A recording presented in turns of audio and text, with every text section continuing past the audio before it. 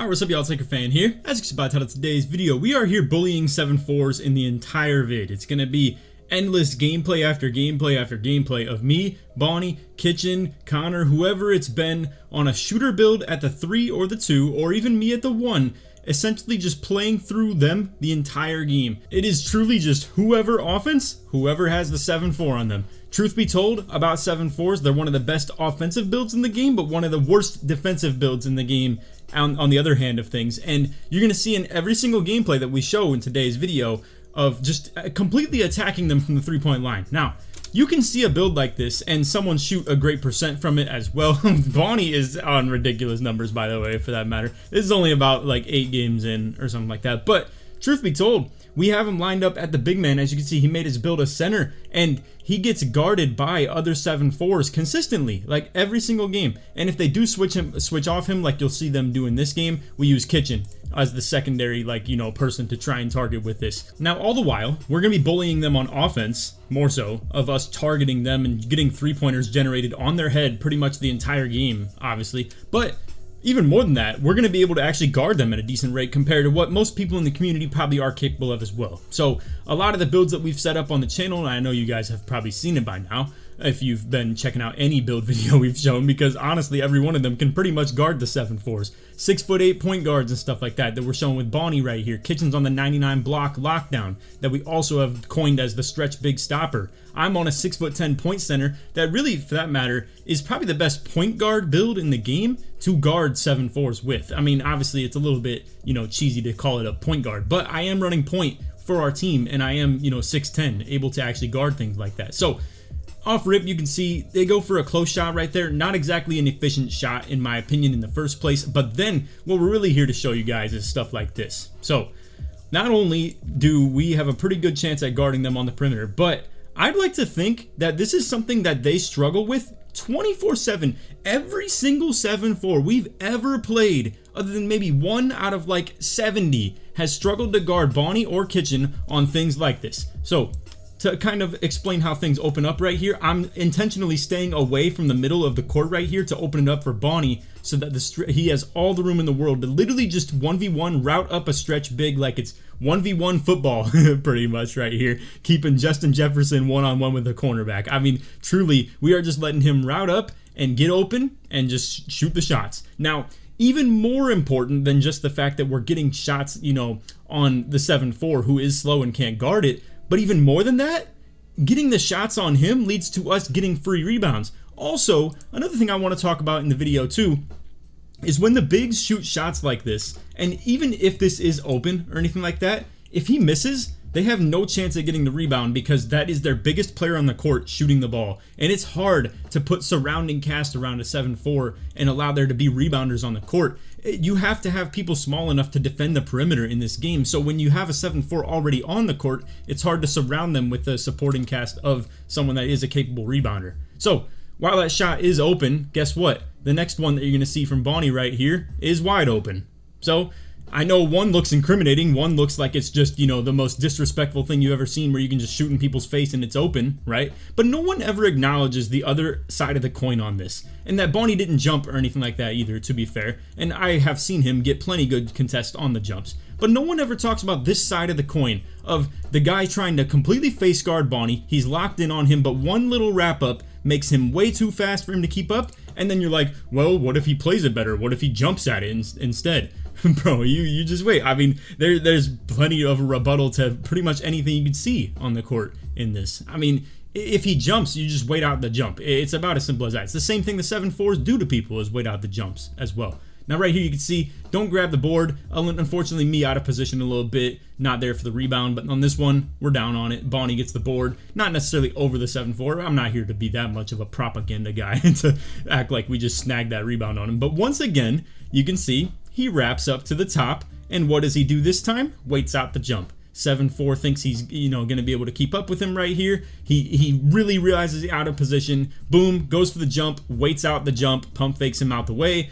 That is already 11 points generated on the stretch right there. And what has he done for them? 0. Now, I understand this ain't the best player in the game on the 7'4 or anything like that. But obviously, like I've told you guys in plenty of these videos, it's not like every single game you're going to be loading up against Chalk or like, I don't know, whoever else you could coin as the best stretch big in the game or anything like that. I don't really know who does have that title, to be real with you. Fab has been going crazy with him too. But look, like, now he's on Kitchen. Once again, hits a wrap up. Kitchen with a no dip rhythm shot as well. Can't get a jump contest on that. Once again, another 3-pointer given up by the stretch. Now, you're probably all in the comments, or at least some of you guys are probably like, well, why doesn't he just guard the hash harder? He's been getting wrapped up on every single play. Well, check this out. Now, I don't have the comms, unfortunately, but I actually have the rebuttal to it. So we see that he's consistently on the wrap-ups right here, but I hit Kitchen a little bit early, but what I'm calling here is to Dex back corner. Fake the wrap, and then get a little bit of a Dex back to the corner. Boom, jolt back over there. There you go. There's your rebuttal, right? You said, why doesn't he just play the wing harder? You're getting flared up every single play. Well, guess what? He's on an island. Who's going to help him? There's nobody here to help. You cannot double team or something like that to save this guy. And if he gets on me, once again, that's the primary ball handler. I'm going to be shooting threes off the top if he's just leaving me. And then we get easy, consistent like cooks on the interior as well if he is guarding me. Now, to be fair, I do think that it probably would be the best idea to put the 7'4 on me as opposed to my other boys off ball. I really do think when they have to guard ball, it's just consistent 3-pointers being generated, and that's not good. But now, as you can see, we have 2 points or 2 possessions until the game's over because it was 17. So now I can just take my 2s comfortably. Boom, we just go straight for the cooks. We don't even care to 3-hunt anymore because it's going to be as simple as that to just end the game now. And it's over already, you know. And then to make matters even worse, he can't catch him coming up the court wide open once again just because the dude's feet are just left in the dust. He can't get back in transition. I mean, to make matters even worse for the game for him. And essentially, he pretty much gets every single point in this game except 2 scored on him. And about all of them were 3-pointers besides 1. What did they get in rebuttal? 2 points and a rebound out of him on 3 shots. Now, again, I'm not here to say that everybody plays that bad. I really think the main way to play with a 7'4", in my opinion, is that you have to play through them. Now, the same thing was just said for us. We're playing through wherever that 7'4" is. A funny little joke that I've had on this, with my boys when I've been playing is nobody has fun except for the guy that's being guarded by the 7'4", because truly that's the way you should play. Is you should be attacking them from the perimeter all game, every game, and you don't really get to do anything else if you want to be optimized for winning, because a lot of the super comp ones, their whole team will play through that guy. And it's almost like a no defense point guard back in, every classic 2K we've played before this, where constantly you're just playing the whole game through that offensive point guard because he doesn't invest heavily enough in defense, and he will be a liability on defense. So in order to make up for how much of a liability on defense he will be, you need to play through him on offense and probably have a surrounding cast that's very built around that 7'4" in terms of making up for it on defense and hiding his weaknesses right there. But to be real with you, I don't know what kind of weaknesses you can even hide very well, because again, you have to guard something one-on-one in 3s. Now, 5s is a little bit different. You can hide them a lot better on 5s. You can sit them in a corner, and they don't have to actually guard anything, to be real with you. So they are absolutely, havoc wreckers when it comes to the 5v5 scene. I can acknowledge that I don't know what you'd be doing if you were not intentionally just having at least 1, maybe even 2 on the court in 5s. I think it might be throwing, if you ask me, if you were to not do that. So I understand where some of these pro-am leagues are coming from, too, because again, I really don't know why you wouldn't have them on the court. They're so easy to hide in the corner, and they don't have to really do anything other than just be there to grab rebounds and, shoot the ball over people, really. But I'm so serious with you guys. Like, there were so many of these gameplays right here that I was considering making part of the video. I really think that we're only going to put about 3, maybe 5 of these in here, just because I think it'd just get too repetitive of us doing the exact same thing over and over and over and over again. But truly, it is what we're doing over and over and over again. As you can see, there were cases where this exact stretch was pulling up on us 7 times on this same streak, and then we had another 7'4" that was also pulling up on us 7 times because the park started dying out. This same couple of duo of teams just kept spinning back and forth. And look at this dude right here. Mind you, once again, we've played him multiple times, shooting 90% from 3 on a 7'4", because I'm able to acknowledge to you guys as well, yes, I agree, not a lot of builds out here can guard these, and honestly, even ours that are very optimized for guarding them still have a pretty hard time. So when it comes to 2s, I want to say that the kind of dimensions of this get changed a little bit. So for 3s, it's as simple as outscore them from 3, guard them well from 3, and, you know, put a guy straight on him and influence the way he shoots. If you get way up in their jersey and impact the way that their jump shot gather is, they might not get a consistent actual jump shot out of it. It might be more of like a gather smothered animation, if you get what I'm saying, even if you don't get a great percent. Or just play the jump timing well. If one of your teammates jumps, send the second jump from the nearest like person that you also can. But again, this guy averaging 17 points on 90% from 3 on the 2s, and we played him so many times over and over again on this. So much to the point where they actually started just to like being like, okay, well, if we just make LakerFan shoot, you know, it'll probably be like the way to go. I'll actually show you the rebuttal to that. So first of all, though, as we have said, making their life miserable on here is the inbound right here. I mean, me and Bonnie have played them so many times on 2s, we've kind of developed a strategy right here where it is dexing around this middle right here and forcing the guy to literally, once again, have to guard Bonnie one-on-one like a wide receiver and a cornerback interacting like this, except we have all day to throw. We have 24 seconds to look for something like that, bro. And again, what are they going to do? They're going to leave me wide open? They're going to double team Bonnie or something like that? It can't work like that. So as long as we can manipulate the switches and not allow this stretch to even guard me, and for that matter, once again, you'll see, obviously, right? We have multiple different cases of whether I can take them off the dribble. 7'4s are so cooked against me, it's not even funny. I'm able to beat locks off the dribble half the time. You don't want to know what it looks like when a 7'4 with like, you know, 40 agility is out here trying to do it. And as I've mentioned, added shooting to the build as well. Look at Bonnie, though, making this dude's life miserable. You cannot sit here and watch this and tell me that they're the most overpowered broken build, at least just considering how terrible they are on the defensive end for actually guarding these types of perimeter players. Truly, like, all you can depend on is a jump contest. That is truly it. And when you realize that as an offensive player, you have no option other than to just, you know, like play the jump. And then when you realize that as an offensive player, you can just wait out the jumps as well. Now, to be fair, we do stall out a little bit on this one. And as you can see, I give them the opportunity to switch on accident. Did not mean to. It unfortunately led to the lockdown being on Bonnie. So now I don't know what the stretch is doing here either. I mean, he's seen me shoot plenty of times. I've mentioned that we've, you know, played the game against these guys at least like 6 times by now that I've actually shown it in this gameplay. But yeah, I mean, again, I probably wouldn't be jumping at that, to be fair. But there he goes, jumping at that. And once again, it's exactly what I was just telling you guys about in the gameplay before this and the gameplay that we just mentioned right here. Dude's got to jump. And if they can't get that jump in the correct time, they're cooked, you know? I mean, it's just bad ball. Right there, wrapping Bonnie over. And once again, you might think, oh, a bad shot, you know, you missed it. But guess what? Big guy has to contest shot equals big guy doesn't get chance to grab rebound. I'm down there. Simple as that, right? Into easy putback dunk, because the guard that he has at the 1 probably isn't optimized to be a great rebounder like I am at the 1 right here as well. So anyway, now we're just cooking this dude off the dribble right here. 20 points. Game's pretty much over, but now Bonnie with that sharp take, once again, about to make this guy's life miserable on the inbound right here. Now, we actually don't run it properly. Like, it doesn't get super open, but Bonnie's going to be able to generate a mid-range out of this. In case you're wondering, too, I want to kind of detail this real quick, but as you can see, game over. You have 6 seconds to inbound this, and also in 2K26, they have now implemented it where this is no longer going to take your shot clock, as you can see in that bottom right. When you haven't inbounded the ball yet, the shot clock does not run. So this is something you might as well just do, really, is just try and get open on the inbound instead of just instantly checking it up to your boy.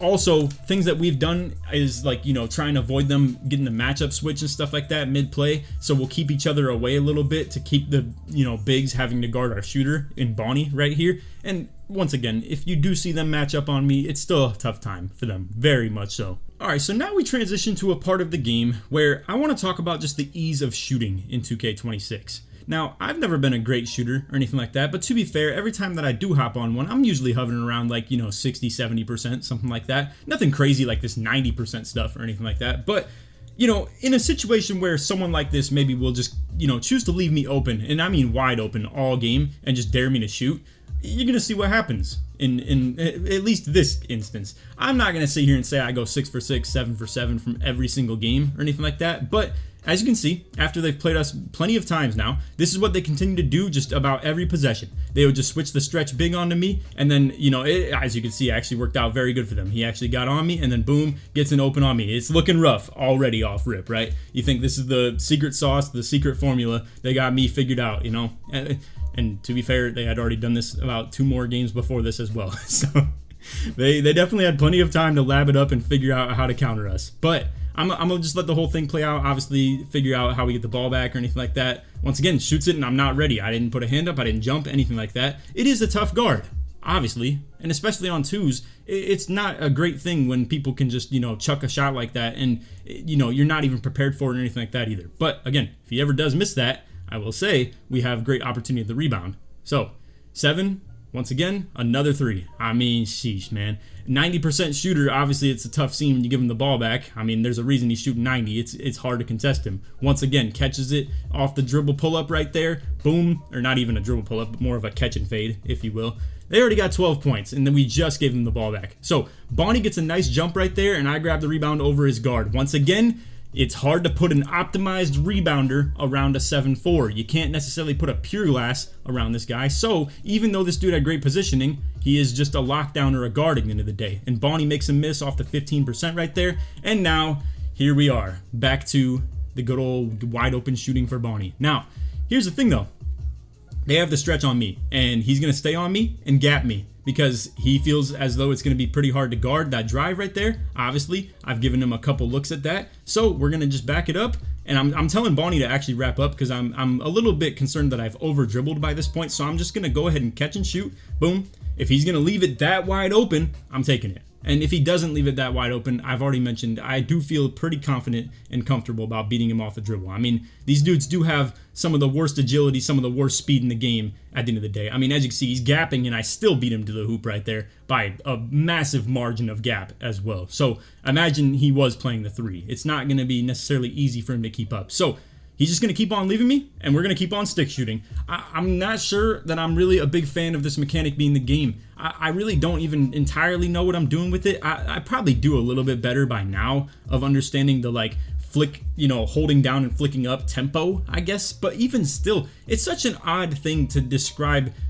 someone explaining to you how they're timing their tempo well. I don't know. It just seems a little bit of a farce to me, in my personal opinion. But hey, everybody else is coming out here doing it, I mean, dudes are using the stick shooting as stretch bigs that are like that as well. Bonnie, ironically, is one of the only people I've even seen on this game that's X button shooting. It's kind of crazy. But anyway, you can see he's gapping me again, going for the step back, shoot, boom. Don't even, I mean, I know I've heard this plenty, right? You don't have to green the timing, so don't think I'm overreacting when I say didn't even, get the timing on the green or anything like that. But yeah, I don't know, man. I really couldn't tell you that I know what I'm doing with the tempo timing as far as truly getting that down every single time. Now look at this. Once again, he's gapping me. I'm still getting there.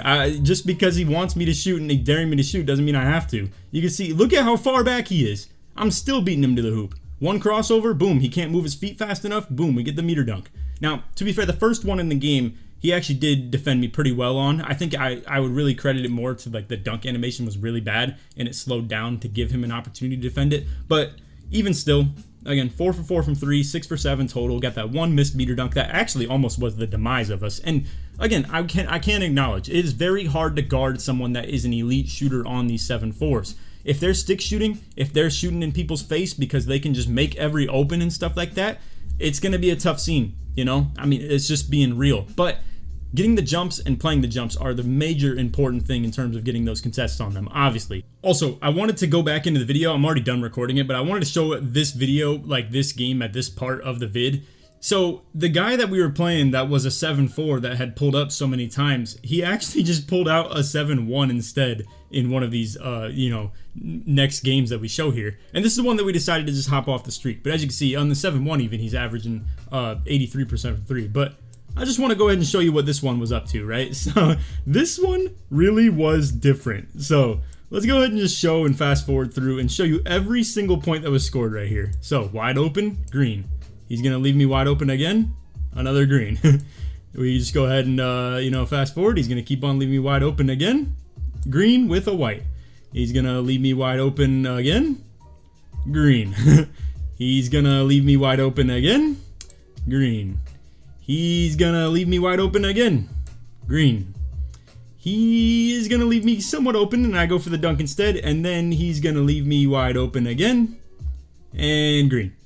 So Yeah, I mean, if you were questioning if we can just shoot when the big man is gapping, I mean, this is a threat, and as long as I could actually play as well as that every single game, that would be a nasty threat, but obviously I'm going to miss some. I mean, I'm, like I said, not the best shooter in the world or anything like that, so this just happened to be a really good case of showing you guys that, and then just to show you that, you know, we didn't get knocked off by one of these 7'4s. Bonnie just was getting tired of playing this, wanted to hop off. I low-key would have been down to keep playing all the stretches that kept pulling up, but again, like you can see, the park was mad dying out, and I wasn't even the MVP of this thing either, for that matter, but yeah, nothing was going on in here, so unfortunately the streak kind of just dies at 33 right there. Probably could have kept it going a little while there, to be real with you, but anyway, just want to insert that in the video. I forgot to put it in, and you know, I actually just wanted to show that's what I kind of meant to show with the people gapping me, right? It was just like the ability to shoot wide open in this game. But yeah, as you guys saw, we were on a 32 game right there, and again, played so many 7'4s in that span of playing. Probably at least 20 of those 35 games that we ended up playing were just against 7'4s. And I mean, we went streaking, so we beat every one of them, if that doesn't really make a whole lot of sense, you know? I mean, it's just how that works. Anyway, into the next one, we're here in Proving Grounds. Now, Proving Grounds is a little bit more of an interesting scenario, right? Because it's technically harder to shoot in here. I'm not going to lie, though. I feel very comfortable as a shooter in here still. It feels, and granted, it's because I shoot wide opens for the most part, but, I mean, you know, all in all, it's not really that much of a difference, if you ask me. Now, funny enough, the two interactions of me saying that it's impossible to contest either of them, that it's really hard for the 7'4 to contest Bonnie and it's hard for Bonnie to contest the 7'4, not really. I mean, it's a little bit overplayed in that sense to act like neither of them can contest each other. But as you can see, he gets the jump contest on Bonnie, gets a 22%, 23%, and then Bonnie gets the jump contest on him, gets a 17.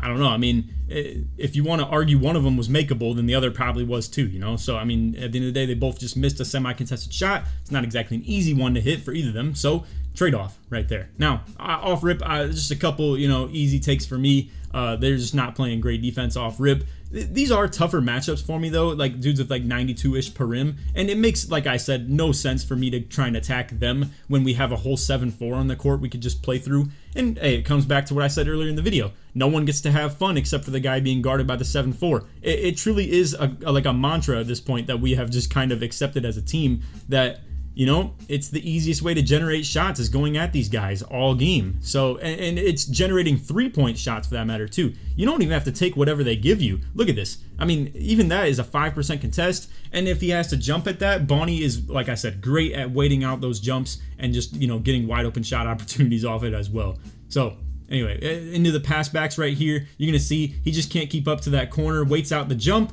There he goes, flying into the stands, you know. What can you say? Like, it's the same thing you guys are going to see in every single game. If I show you 14 more games, it's going to be the exact same thing. Not to mention, you know, him juking off the inbounds right here and getting in his head a little bit. But anyway, once again, just waiting for him to reroute a little bit while I just kind of run around and see if I can get myself open, and I do. So, but man, I'm not even joking with you guys at all. I know I keep saying this over and over and over, but yeah, it truly is the exact same thing over and over and over.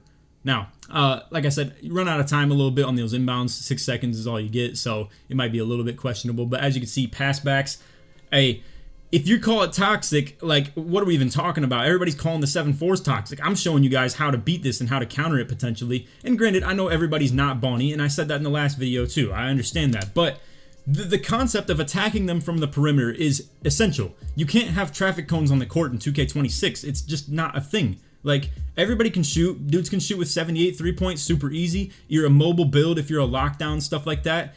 If you're a stretch big yourself, attack them with your stretch. I mean, like, truly, well, whoever you are, you should be targeting the 7'4s on your offensive end 100%, whether it's 2v2 or 3v3, or for that matter, in ones. I'm sure it's low-key a super easy thing to guard them too, and just to beat them, because if you, at the end of the day, have the ability to shoot and dunk, there's no way in the world they could guard you.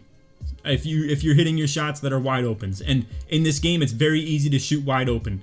That's just the truth, you know. I mean, it ain't like they can sit back and pray for you to just miss eventually. You truly can just make every wide open shot in this game, especially if you have a respectable 3-point, not just some 78 or something like that. But yeah, I don't know, man. I mean, like I said, we can keep on just showing you guys all the games and stuff like that we have as far as things we have in mind, but I don't know. And as you can see, even this guy, he's like a bronze banner, 81 overall, but he still shoots 88% from 3. I understand these guys are giving you guys crazy work in the community that don't have builds optimized for actually dealing with them, or maybe players optimized for it either. Again, I will acknowledge Bonnie is a great player, and he's kind of under the tutelage of me as someone that's trying to like scheme things up, I guess, if you will. So combine those two things, I'd like to think it actually works out pretty good. But I don't know. I mean, here we can go ahead and just kind of give you guys a little fast motion, like boom, Bonnie gets a 21% right there. Now they get the big on me. I'm gonna go ahead and just, you know, well, ironically, I was playing for the pass back, but Bonnie doesn't go for it and just goes for the dunk instead. Boom, he's sitting back, gapping. We get another 3-pointer off on him. Now we're going into the ISO once again. I'm actually just gonna go ahead and like keep on working it. Boom, he gets beat. I mean, here we can kind of explain this, right? I'm going from the midi ISO half the time as well. As you can see, there's no shot, bro. There's no way he can keep up with that. It just isn't a thing at all. So, once again, getting into that dead zone before he can get back. That agility is a pain and misery, bro. I just loaded up on 7'4 myself today because I was going for the rebounding specialization quest, and I wanted to just hop into the Street Kings and stuff like that to try it out. It is insane. I can't believe how slow they move, bro. Everybody was telling me like how fast they actually are, and like, you know, unexpectedly like fast and stuff like that. It's pitiful. It's actually crazy. Again, look at this. He's gapping me by like, I don't even, how much can you even call this gapping? Like, he's sitting all the way on the block right here, and we're still beating him off the dribble. He can't keep up. I don't know what to say anymore, like, other than that they can't guard anybody on the court as long as they like are decent at the game, whether it's to create for your own shot or shooting just in general off the top, you know? Once again, he's gapping me. It's too low. Like, I can't do anything more than just cook him. I don't know what to say.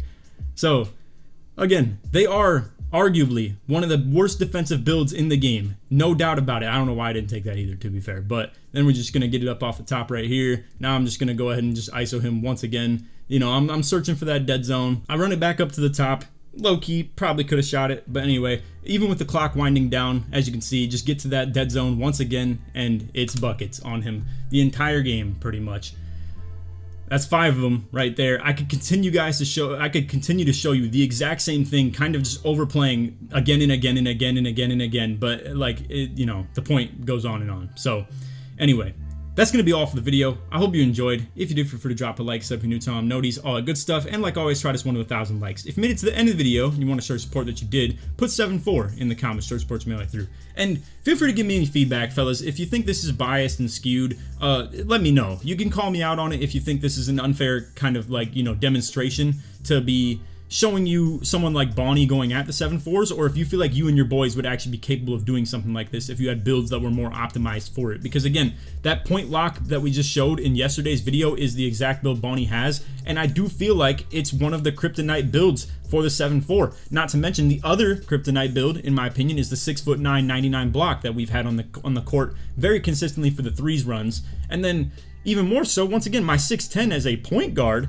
is a really valid build as far as like being able to guard them compared to every other PG you'd see in the game, whether that's like even 6'8 point guards, 6'7, 6'6, stuff like that. You know, I mean, really being 6'10 with like, you know, a max wingspan and super high vert and stuff like that and block rating decent, it really does lead to being probably the best point guard build in the game for defending them. So I understand not everybody has the same circumstances and the same squad, and maybe your IRLs aren't even willing to make those optimized builds for being like a meta build in this game, if you get me. Like, maybe your IRL just wants to be a 6'5 lock. Man, that sucks in this game, to be real with you. I can't even lie. Like, not being able to be switchable and not being able to guard a stretch big as a lockdown in this game, it's bad ball, if you ask me. But I understand not everybody has that, you know, situation. So I'm not trying to convey this video as every one of you guys should be able to do something like this. I just wanted to, for that matter, put the video out to show you that we've been kind of whooping their butts, bro, like really bad. And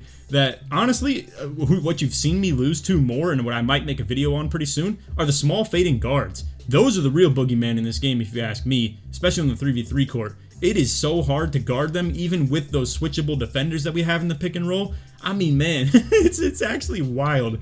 But again, you don't see a disrespectful shot of getting shot in your face and you know, you feeling like there's nothing you could have done about it, right? So even though when a guard is fading on you, and it feels even worse if you ask me, because it's hard to guard them and they get open at a ridiculous rate. But maybe it's just that it feels like and looks like it takes more skill, I guess is the thing, as opposed to just standing still, shooting the ball, you know, and pretty much ignoring the defender that's in front of you, and that being the way that you score. I guess that's maybe the beef that people have with them, I suppose, that they aren't even actually working to get open, essentially, and doesn't feel as skillful, I suppose. But anyway, yeah, I don't know. That's just me on my little TED Talk right here, my little tangent. I just wanted to show, you know, what we've been doing on the 2s and the 3s and stuff like that. Hey, like I said, on 5s, I can see the vision for why they'd be really good, and I can really understand it. We might even have Tonic run something like the maximum height that Pro-Am leagues are going to allow or something like that, because really, I don't see why not in 5s. They do seem like they would dominate in that court setting 100%. So, I don't know. You'll have to, you know, give your opinion in that type of space if you are someone that is concerned about the Pro-Am community at all. Because I can't lie to you guys, I haven't really gotten to Pro-Am yet because I don't know if it's something to be taken serious yet. I don't know. I mean, like, that is a tough situation to envision a world where people are allowed to run two or three 7'4s or something like that, and just let that be their whole offensive scheme, is just not even getting open, not making reads, not, you know, dissecting anything at all in the offense, just chucking it to the guy that has the weak matchup and shoot the ball over their head. To be fair, we do that in previous years as well. We will attack a small guard matchup and make sure all 5 of our people on the court can actually go at a guard, but it's not necessarily in this type of, you know, 3 hunting way that feels so meta, you know what I mean? Normally I have to do it through the post or something like that, and it feels less efficient, you know, and it's more double teamable, if you will, too. So I don't know, we'll have to see. But yeah, I know a lot of you guys are probably waiting on me in the Pro-Am and stuff like that to get things going. We'll have to see. I'm definitely going to. It's just I'm definitely trying to think what's the way I want to approach this, whether I want to be on something that's like taking advantage of that 7'4 with our lineup, or if we are trying to buck the trend a little bit and try and not do that. But I don't know. We shall see. I'm not quite sure what the plan is, because it will be tough to figure out the morally correct thing to do in that setting. But anyway, yeah, for 2s and 3s, take anything you can with this gameplay and apply it to you and your boys and stuff like that if you can. And if you can't with the current construct, maybe see if they are willing to, you know, make something that's more malleable in terms of actually attacking a 7'4 and guarding a 7'4, because it is important in this game 100%. It's one of the best builds in the game. It's just you have to have the right tools to counter it. So counter meta equals fun in my book. So anyway, that's all video. Hope you all enjoyed. And like I said, if you did enjoy, feel free to drop a like, sub if you're new, turn on noties, all that good stuff, blah blah blah. Let's try and get this one 1,000 likes. And if you made it to the end of the video, put 7'4 in the comments to show your support you made it through. Anyway, that's all. Appreciate y'all. Take it easy, man. Peace.